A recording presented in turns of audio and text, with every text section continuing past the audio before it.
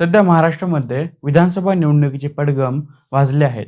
आपल्या वाट्याला येणाऱ्या विधानसभा मतदारसंघातून कोणता उमेदवार उभा करावा याचा तपास प्रत्येक पक्ष करत आहे. शरद पवार आणि उद्धव ठाकरे आपल्याला सोडून गेलेल्या बाळा नेत्यांचा पराभव करण्यासाठी जंग पछाडत आहेत. त्यातच शरद पवारांच्या टार्गेटवर आहे बीड जिल्हा आणि त्याहून जास्त परळी विधानसभा. शरद पवारांनी धनंजय मुंडे यांना त्यांच्या अडचणीच्या काळात साथ दिली, पण धनंजय मुंडेंनी शरद पवारांच्या पडत्या काळात त्यांची साथ सोडत अजित पवारांसोबत सत्तेत गेले. लोकसभा निवडणुकीदरम्यान शरद पवारांनी धनंजय मुंडे यांना थेट धमकी सुद्धा दिली होती. पवार असं म्हटले होते की ज्यांचं तुम्ही नाव घेताय त्यांची लायकी सुद्धा नाहीये, त्यांना कशातून बाहेर काढलं आहे याची यादी दिली तर त्यांना बाहेर फिरणं मुश्किल होईल. यावरूनच लक्षात येतं की पवारांचा धनंजय मुंडेंवर किती राग आहे ते.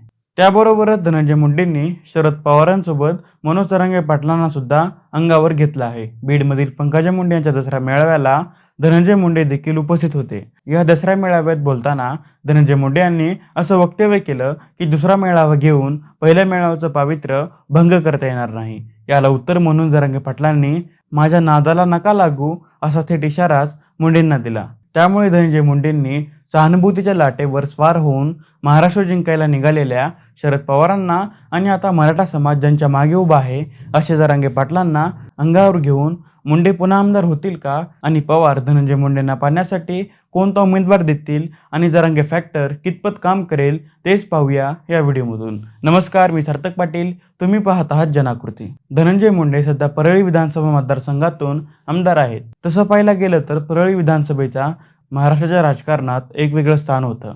स्वर्गीय गोपीनाथ मुंडे यांचा हा बालेकिल्ला. 2009 साली हा मतदारसंघ तयार झाला. 2009 साली आमदार म्हणून निवडून आल्या भाजपच्या पंकजा मुंडे. याच काळात धनंजय मुंडे यांचं त्यांच्या चुलत्यासोबत म्हणजे गोपीनाथ मुंडेंसोबत खटके उडाले. त्यामुळे धनंजय मुंडेंनी भाजप सोडून राष्ट्रवादीमध्ये प्रवेश केला. त्यावेळी शरद पवार धनंजय मुंडेंच्या मागे खंबीरपणे उभे राहिले. पुढे 2014 मध्ये गोपीनाथ मुंडे यांचं दुःखद निधन झालं. त्यामुळे सहानुभूतीच्या लाटेवर स्वार होऊन त्याच वर्षी झालेल्या विधानसभा निवडणुकीत पंकजा मुंडे परळीतून पुन्हा आमदार झाल्या, तेही आपल्या चुलत भावाच्या विरोधात म्हणजे धनंजय मुंडेंच्या विरोधात. त्यावेळी त्या महाराष्ट्र सरकारमध्ये मंत्री देखील होत्या. मात्र 2019च्या विधानसभा निवडणुकीत परळीत चांगलीच लढत झाली. भाजपकडून पंकजा मुंडे मैदानात होत्या तर राष्ट्रवादीकडून धनंजय मुंडे. चांगलीच चुरशीची लढत झाली, पण मैदान मारलं ते धनंजय मुंडे यांनीच. या निवडणुकीत पंकजा मुंडे पराभूत झाल्या आणि त्यांना राजकीय वनवास देखील भोगावा लागला. 2019 विधानसभा निवडणूक सोबत लढलेल्या भाजप आणि शिवसेनेमध्ये मुख्यमंत्री पदावरून भांडण झालं आणि इकडे पवारांनी चाणक्य नीती वापरून शिवसेनेसोबत युती केली आणि उद्धव ठाकरे मुख्यमंत्री झाले. मात्र पुढे चालून एकनाथ शिंदे यांनी शिवसेना फोडली आणि भाजपच्या पाठिंब्याने मुख्यमंत्री बनले. त्यानंतर अजित पवार यांनी सुद्धा राष्ट्रवादीतील काही आमदार घेऊन भाजप शिवसेनेसोबत सरकारात गेले. या सगळ्या घडामोडी राज्य पातळीवर चालू होत्या. अजित पवारांसोबत धनंजय मुंडे देखील भाजपसोबत गेले. त्यामुळे परळीतील पक्केवरी मानले जाणारे धनंजय मुंडे आणि पंकजा मुंडे यांना सोबत यावं लागलं. पुढे 2024ची लोकसभा निवडणूक आली आणि भाजपकडून पंकजा मुंडे यांना बीडमधून उमेदवारी देण्यात आली. मात्र या निवडणुकीत राष्ट्रवादी शरदचंद्र पवार पक्षाचे उमेदवार बजरंग सोनवणे यांनी पंकजा मुंडे यांचा पराभव केला. जाणकार असं सांगतात ही निवडणूक जातीय समीकरणावर झाली होती. स्वतः बजरंग सोनवणे यांनी मान्य केलं होतं की आपला विजय हा जरांगे फॅक्टरमुळेच झाला होता. आणि आता येत आहे 2024ची विधानसभा निवडणूक. आता ही लोकसभेसारखंच जरांगे फॅक्टर पुन्हा एकदा विधानसभेला चालण्याची शक्यता आहे. स्वतः शरद पवार परळीतून धनंजय मुंडे यांना पाडण्यासाठी मैदानात उतरले आहेत. शरद पवार परळीतून कोणता कार्ड खेळतील आणि कोणता उमेदवार देतील तेच पाहूया या व्हिडिओमधून. आता पवारांनी धनंजय मुंडे यांना पाडण्यासाठी पहिली खेळी खेळली आहे ते म्हणजे मुंडेंच्या विरोधातील स्थानिक नेत्यांना आपल्या पक्षात घेत आहेत किंवा मग त्यांना पाठिंबा देऊन एक प्रकारे मुंडेंच्या विरोधात आघाडीच तयार करत आहेत. परळी विधानसभा मतदारसंघ स्थापन झाल्यापासून इथे मुंडे घराण्याचं वर्चस्व राहिलं आहे, परंतु येथे असेही नेते आहेत जे मुंडे घराण्याचे पारंपरिक विरोधक मानले जातात. आणि यात पहिलं नाव येतं ते म्हणजे सुधामती गुट्टे यांचं.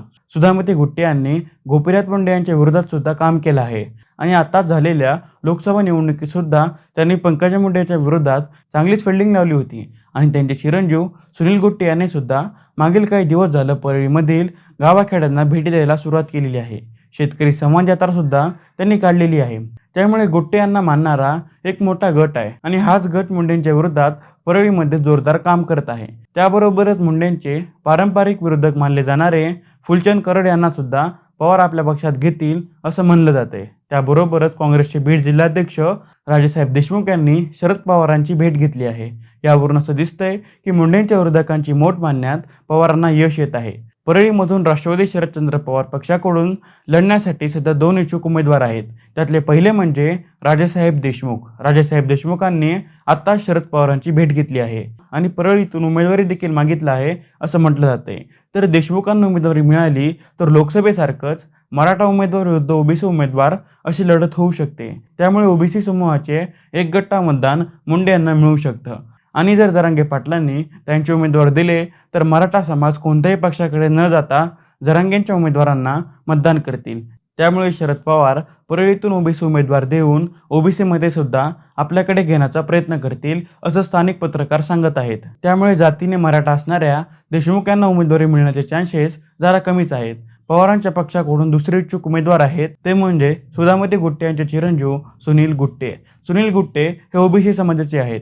त्यामुळे मुंडेंना पडणाऱ्या ओबीसी मताचे विभाजन होऊ शकते आणि गुट्टे यांनी काढलेल्या संवाद यात्रेतून दिसून येतं की ते विधानसभेची तयारी करत आहेत.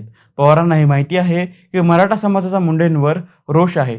त्यामुळे मराठा समाजाचं मतदान हे नक्कीच मुंडेंच्या विरोधातील उमेदवाराला मिळेल. त्यामुळे पवारांच्या पक्षाला परळीमधून मराठा मतदान मिळणार हे मात्र नक्की. त्याबरोबरच पवार हे सुद्धा जाणून आहेत की ओबीसीचे एक गट्टा मतदान धनंजय मुंडे यांना मिळू शकतं आणि याच मतांना फोडण्यासाठी पवार ओबीसी उमेदवार देऊ शकतात आणि असं जर झालं तर धनंजय मुंडे डेंजर झोनमध्ये येतील. आणि आता राहिला जरांगे फॅक्टर.